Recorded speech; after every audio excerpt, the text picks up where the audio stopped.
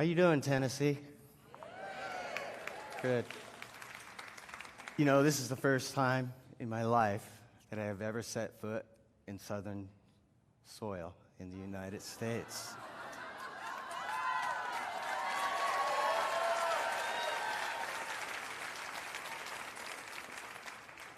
Now, if you listen to CNN, Don Lemon, MSNBC, Rachel Maddow, or the like, and I'm sure all of you are subscribers, yeah.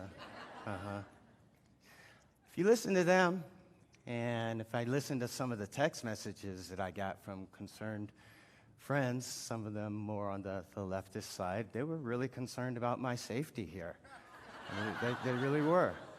And so I was surprised to walk out on stage and there was nobody wearing KKK hoods. And for a group who the press has deemed white supremacists, you are the most friendly, nicest white supremacists that I've ever met. Thank you.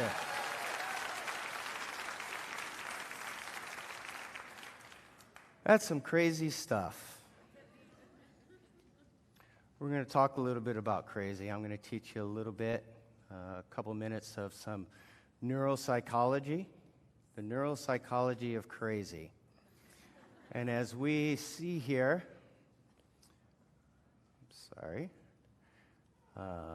front part of the brain, that is your prefrontal cortex, that is responsible for valid thought, just common sense. And as you see down here, the amygdala, that is what is called, and you've all learned this in high school psychology, that is your fight or flight. And if you see my fist here, it's like a brain. This is the front of the brain. This would be the prefrontal cortex here. And underneath your brain is the amygdala, and it's actually the size of your thumb. And what happens when your amygdala is activated, you completely lose all train of thought in your prefrontal cortex. You cannot have rational thought. And so I call it the amygdala meltdown or breakdown. And it's when your amygdala speaks and it just blows up your prefrontal cortex, just and that is how crazy happens. And that is how crazy happens even, I mean, you can take this and probably save your marriage just by remembering this. Honey.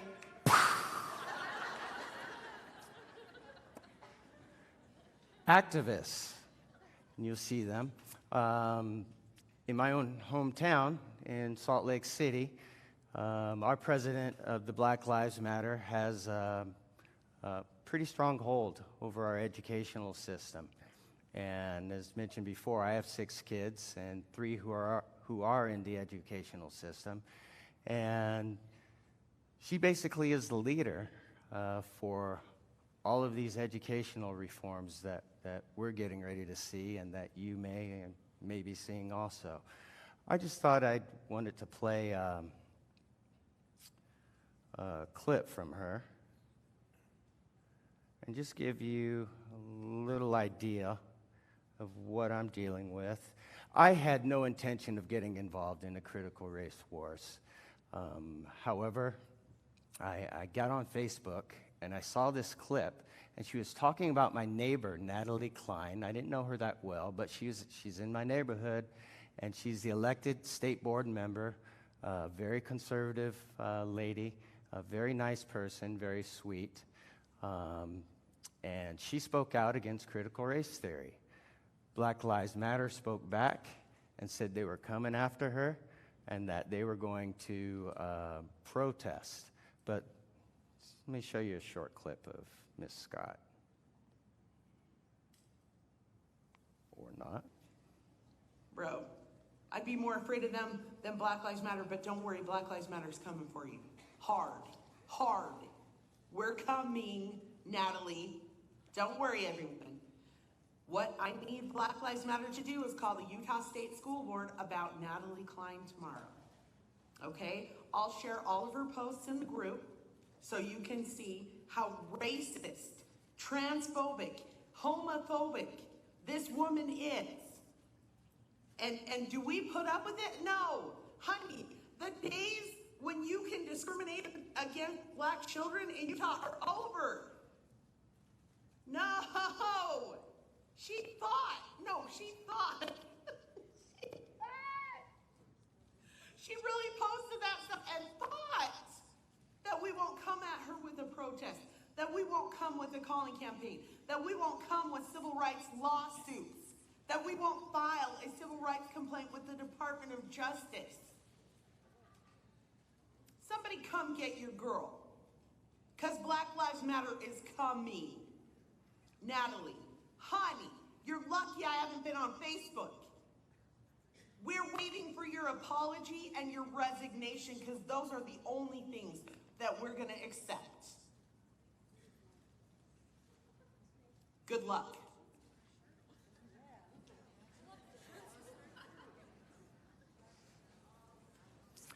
That was an example of amygdala meltdown. Theoretical foundations of CRT. Racism is assumed, and it's part of the Jedi mind trick. It cannot be debated. There's no debate whatsoever. There can be no self-criticism of it. CRT must be devoted to criticizing social institutions and not itself, from one of the founders, Derek Bell. And of course, you are oppressed if you're black, and you are the oppressor if you are white. They take a dim view of religion and the patriarchy, and it is viewed as part of the systemic problem within white culture. I attended the Coca-Cola's Robin DiAngelo's seminar on confronting racism, understanding what it means to be white. Now, I'm just going to stop right there. I mean, I'm looking at 200 white people here. I see, the average age here is probably about 35, 40. So I figured you had 40 years of experience to understand what it meant to be white, but you had to hear this in a seminar from Robin DiAngelo. And the first slide that came up was, folks, just be less white. Come on now. Just do it. To be less white is to be less oppressive, to be less arrogant, to be less certain, to be less defensive, to be less ignorant. You got to be kidding me. Ignorant. To be more humble, listen, believe, break with apathy, and break with white solidarity. Someone said that's racist. I'm playing another clip here. Yes, why don't more of my fellow black people feel that way? And it's because of a very human thing, which is that it is a very human thing to take on the victim identity. All people do it. We've all known people like that. A way you can do it, if you're a black person, and all of us need to grab onto something sometimes, is to read a book like that and think, yes, I need to be treated that way. And I am going to start actively parsing it that way, because I don't think people realize what silly babies books like that make us look like. Something needs to be done. One thing I do like about critical race theory is that CRT recognizes the experiential knowledge of people of color, and as such, we use personal histories, parables, and stories. That is a very important part of the black narrative and black history. And just as an example, I'll quickly go through my narrative and my family's foundation, our values. And I think Sir Charles Barkley kind of hit that for us. Yeah, but the one thing I took out of that piece was, man, I think most white people and black people are great people. I really believe that in my heart. But I think our system is set up where our politicians, whether they're Republicans or Democrats, are designed to make us not like each other so they can keep their grasp of money and power. They divide and conquer. I truly believe in my heart most white people and black people are awesome people, but we're so stupid following our politicians, whether they're Republicans or Democrats. And their only job is, hey, let's make these people not like each other. We don't live in their neighborhoods. We're all got money. Let's make the whites and blacks not like each other. Let's make rich people and poor people not like each other. Let's scramble the middle class. I truly believe that in my heart.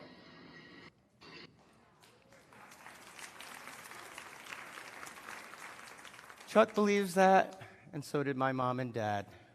As soon as they got engaged. And this is my grandmother and grandfather. They grew up in the coal mines in West Virginia. And I did lie. I have been in Tennessee. That's when my father was one of the first black doctors to graduate from Meharry. I was a fetus in my mother's womb, so I figured that didn't count. Shortly after, before graduation, they got married, and of course, they experienced the riots. Part of our family legacy and our family story is that when my dad was going up to Meharry, he had to sit in the back of the bus, and in the front of the bus were people that he was going to operate on.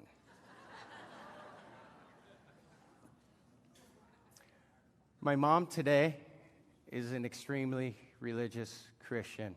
I think she's one of the sweetest people ever, and that is part of our family legacy is peace and love and the gospel of Jesus Christ.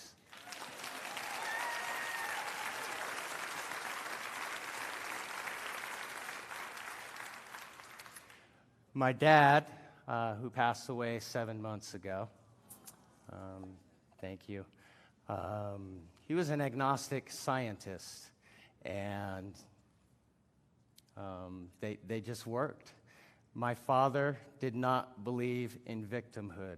Somebody who rode on the back of the bus and then got off the bus to operate on people who oppressed him and still did not become a victim, worked his way through medical school, worked his way through residency.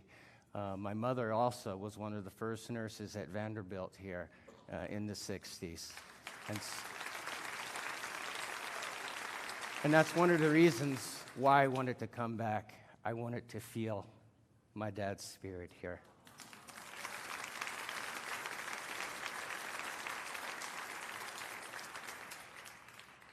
My wife, Dr. Frances Thompson, is one of the most talented pediatric neuropsychologists and trauma clinicians, I think, in all of the United States, but definitely in the Western United States. It kills me that she is being called a white supremacist or that she's systemically broken.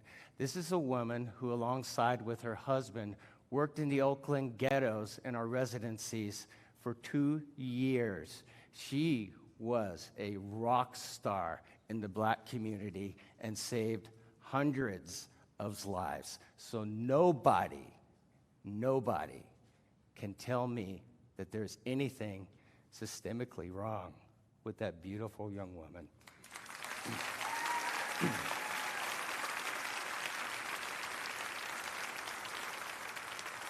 Now, somehow, when I was talking about Common Core all over the nation, I got labeled as a quote-unquote right-wing nutbag. This is my wife and I in graduate school. I was at a fundraiser at the guy who did this painting for Barack Obama, and I voted for Barack Obama back then.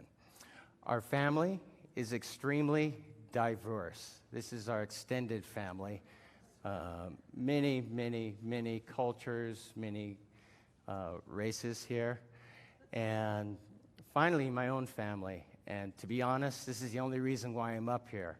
I'm not up here because I'm a Democrat or a Republican or an activist. I'm none of them. I am a father. And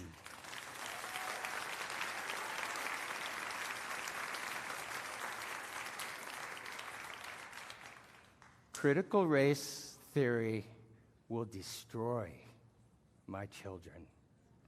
Think about it. You're biracial, and you're hearing from one side, black is great.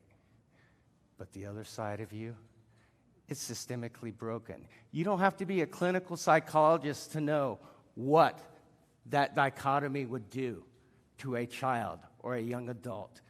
It would destroy them. So that's why I'm here tonight.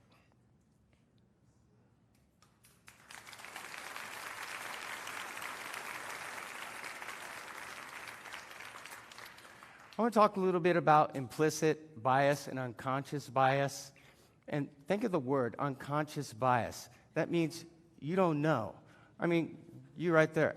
I don't know if you're a racist. The reason I don't know you're a racist is one reason. I can't read your mind.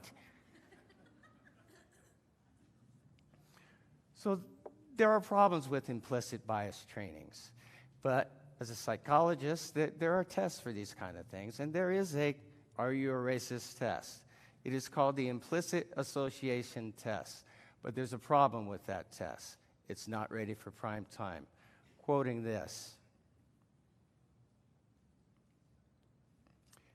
The IAT is not ready for prime time, says University of Virginia's Greg Mitchell, PhD, JD. I think this research is important. Research and the people doing it are very good scientists with noble intentions. But noble intentions do not make good public policy. The test is not reliable. It is not valid. It doesn't work. And it doesn't apply to any of you or me. More about implicit bias. I'm going to read you a quote. The hype surrounding research on implicit bias is cause for concern.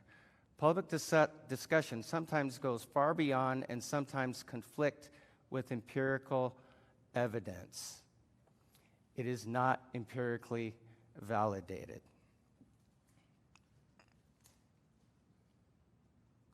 From a law review, what's wrong with critical race theory? Let me read you a quote. In effect, critical race advocates are saying, it's a black or a race thing. You wouldn't understand. Critical race advocates lost interest in compromise and collaboration.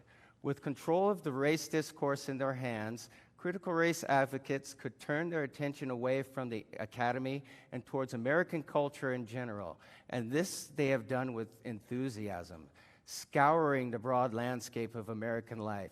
They have found race and racism implicated in a terrifying array of institutions and practices.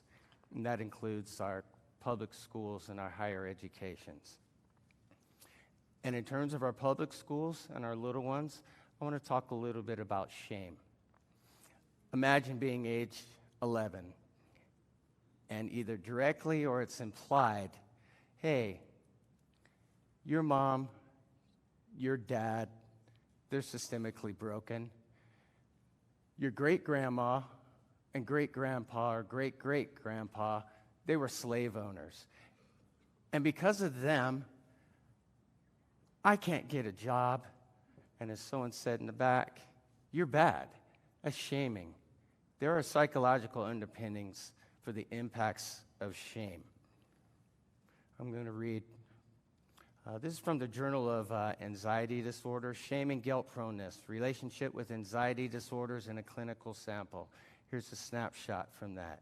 Internal shame seems especially relevant to both social anxiety disorder and generalized anxiety disorder symptoms. Remember that. Social anxiety disorder and generalized depression. From the Journal of Personality and Individual Differences, a snapshot from there. Their main point, how individuals cope with feelings of shame is an important predictive factor for depressive symptoms. And the final article here that I got from that conservative school, Harvard School, Public of Health. Their snapshot. Both shame proneness and guilt proneness were significantly related to higher levels of both PTSD symptoms and somatization symptoms, whereas only shame proneness was significantly related to higher levels of psychological symptoms. Shame brings on anxiety, which can bring on major depressive disorders, and those are the foundational basis for suicidal ideations.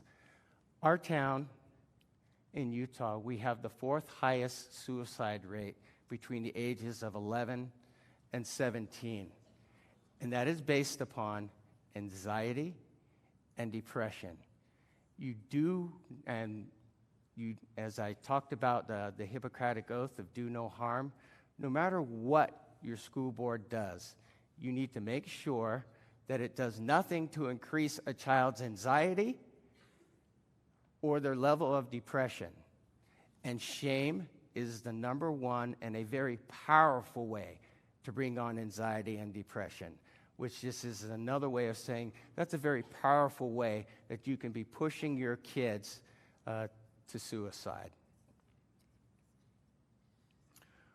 What's wrong with critical race theory? Let me read you a quote again. Did that. Where is the theory in critical race theory? Good question. Here's a review of pretty much every peer-reviewed article ever done on critical race theory. And despite that, read you a quote from one of these articles. What is critical race theory? While critical race theory is not a dominant paradigm in social science research, it is emerging as a frequent method of framing higher education scholarship. Those who engage in this anti-racist oppositional form of research are sometimes referred to as crits, and they intentionally blur the line between activism and scholarship because they believe social science. I'm a doctor. I don't care what you believe. I care what you know. Don't bring anything in front of my children that you believe. Bring empirical research that has been proven and tested. Critical race theory is not a theory, and I will not call it a theory ever again. I call it critical race agenda.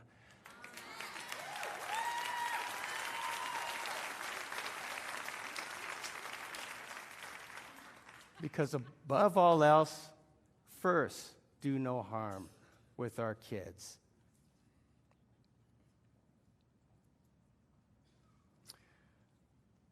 We know the U.S. Department of Education is getting ready to incorporate this into our public schools. And in fact, today was the last day to submit a public comment about it. One aspect about it that's clear in black and white is the requirement that our kids become social justice warriors. It's there, it's in black and white.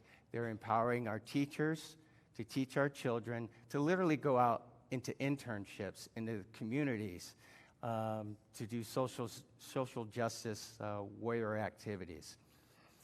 Closer to home to you, in North Carolina, let me read a quote from this article.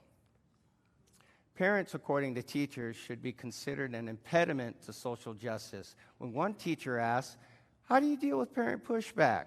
the answer was clear. Ignore parental concerns and push the ideology of anti-racism directly to students.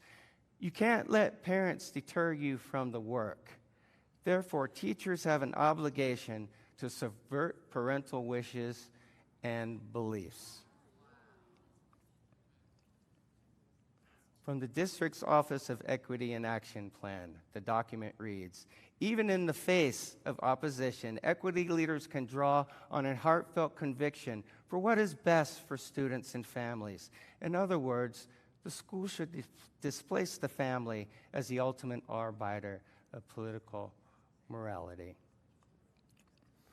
Now, much closer to home, You folks have hired FHS, a diversity consulting, the board, Williamson County Board, I believe, as a consulting group. Who are they? Yes, 2 people. In 2017, 2 professionals embarked on a shared entrepreneurial venture, something that combines service and quality representing their professional talents.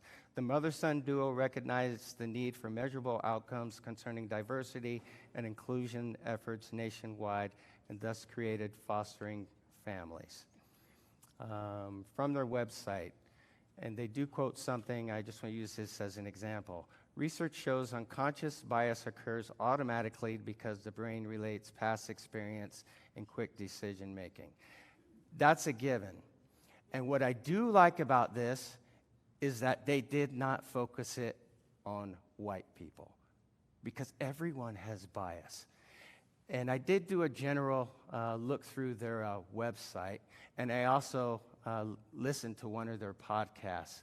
And I could not find anything that was crazy there. And in fact, what impressed me about them and your board was how slow they are going with this. But you need to keep an eye out. They are going slowly and incrementally. You need to look at what they do put into place, whether they fall along the lines, even remotely, of this divisive and critical race theory. So keep an eye. And as my close friend who ran and won for state board, the family is the fundamental unit of society. And the state board should always keep this foremost in their mind as they work to create the future of education in Utah as well as Tennessee. The family is the fundamental unit. The board works for you.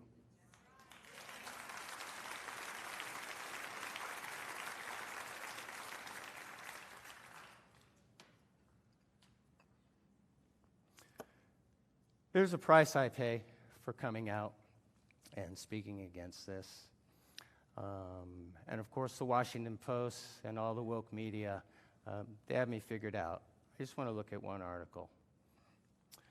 Black and brown extremists. Across the far-right spectrum, people of color play a more visible role. And I couldn't be more visible than this, coming down to the Deep South, speaking to 300 white people, conservatives. So they apparently have me figured out. Let's read on. Part of their standing on the white right is that they're constantly willing to attack other people of color and say anti-black things in ways that kind of ingratiate them to white conservatives, says Martina Hossain, the professor. Has anything come out of my mouth that is anti-black? No. It's condescending the way the mainstream media treats African American conservatives.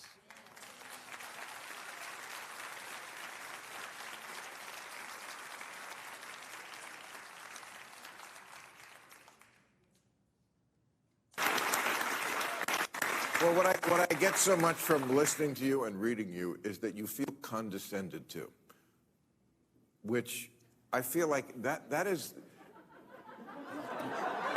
Especially lately, yeah. Right. And I see that all the time, and I do wonder why that's not more in the dialogue we have with. It's the strangest thing. Like, you read a book like, and yeah, we're going to have to be specific, White Fragility, which basically says that black people are these hothouse flowers where everybody has to tiptoe around us, and, you know, we're always crying and we're always angry, and we're just so very, very, very delicate. I don't feel like that person. That book is talking down to me as far as I'm concerned. It really be should be used to called keep Black tables. Fragility. Right? Yes, it should be used to keep tables from wobbling. That is the only use for that book. And yet, you look on Facebook and you have people saying, I'm doing the work, and reading this book. And I think to myself, they are doing the work of making me into a perfect idiot. Right. And yes. I don't have much time left, but I think the bottom line here is something else that I said when I interviewed with Michelle Malcolm. The end result for this is 250 million white Americans to take a knee, whip out their checkbooks for reparations, to get in the back of the bus, and then shut the hell up and ask no questions. That's the bottom line out of all of this. That is not the legacy that my parents went through. Where critical race theory is taking us is segregation again. It wasn't fun for my parents, and I can't imagine it would be fun for any of you folks here. That is not the legacy. Sorry.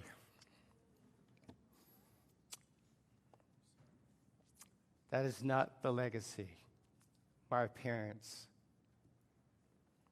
left me. And that is not the legacy that I'm going to leave for my children. And I just want to close with a message to my kids.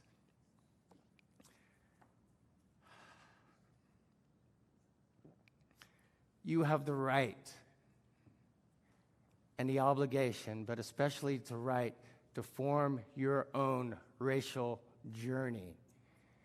And regardless of what way that you choose, I will always love you, and your mom will always love and care for you. You do not have to please anybody, no politician, no teacher, no professor, no neighbor. You are who you are, and you get to decide, nobody else. And that's just the way it is. I want to thank each and every one of you here. I feel such a powerful spirit from each and every one of you. And the thought of having any of you take a knee for me disgusts me.